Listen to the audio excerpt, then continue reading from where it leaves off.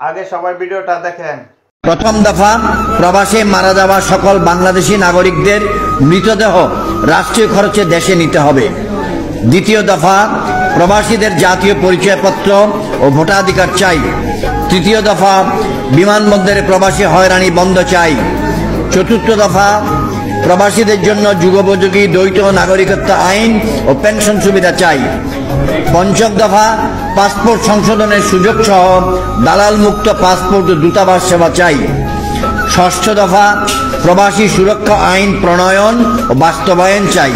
সপ্তম দফা, জাতীয় বাজেট প্রবাসীদের জন্য ন্যূনতম 5% বিশেষ বরাদ্দ চাই। অষ্টম দফা, বিদেশে কাগজপত্রবিহীন প্রবাসীদের বৈধকরণে সরকারের সহযোগিতা চাই।